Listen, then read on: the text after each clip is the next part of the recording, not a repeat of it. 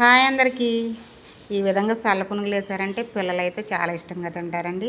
ఇందులో అయితే ఎటువంటి మైదా కూడా కలపట్లేదు. మరి ముందుగా అయితే ఇదిగోండి పొట్టున్న మినపప్పు అలాగే రైస్ తీసుకుని 2 గంటలు నానబెట్టుకున్న తర్వాత ఇవి నానిపోయిన తర్వాత ఇదిగోండి కొంచెం సాల్టు అలాగే మిక్సీ పట్టేసుకోవాలి.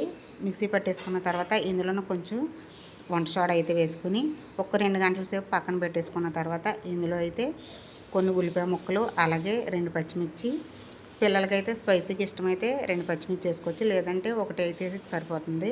2 పచ్చిమిర్చి వేసుకున్న తర్వాత కొంచెం కరివేపాకు సన్నగా కోసుకొని వేసుకోవాలి.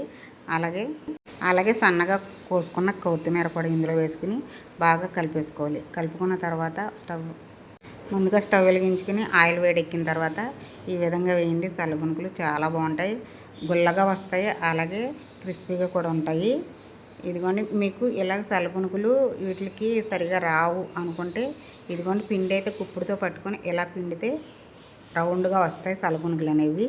మరి ఈ విధంగా కనుక పిల్లలకి ఈవినింగ్ స్నాక్స్ చేసి పెడితే చాలా ఇష్టంగా తింటారండి. మరి మైదా కలపట్లేదు, ఏమీ కలపట్లేదు కదా, మనం చక్కగా ఓన్లీ బియ్యము అలాగే మినపప్పు, పొట్టున్న మినపప్పు పిల్లలకి హెల్త్కి చాలా మంచిది, అలాగే మనకు కూడా మంచిది. పిల్లలు తినొచ్చు, మనము తినొచ్చు, చాలా బాగుంటాయండి. ఈ విధంగా చేసుకున్నారంటే చాలా చాలా టేస్టీగా ఉంటాయి.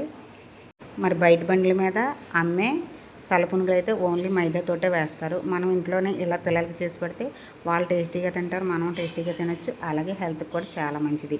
మరి ఇందులోకి టమాటా పచ్చడి అయితే చాలా బాగుంటుందండి, చాలా చాలా టేస్టీగా ఉంటుంది. మరి టమాటా పచ్చడితోటి ఇవ్వండి ఇలా సల్లపునుగులు వేసుకు తింటే మరి టేస్టీగా ఉంటాయి కదా. మరి ఈ సల్లపునుగుల వీడియో మీకు నచ్చిందా? మరి మీకు నచ్చితే ముందైతే వీడియోకి అయితే ఒక లైక్ చేయండి. అలాగే మా సబ్స్క్రైబర్లో గంట సింబల్ని క్లిక్ చేయడం మర్చిపోతున్నారండి. మా వీడియోలు అయితే వాళ్ళ దాకా వెళ్ళట్లేదు. మరి ముందుగా అయితే ఆ వీడియోని చూసుకోండి. అలాగే మరిన్ని వీడియోలతోటి మళ్ళీ కలుద్దాం.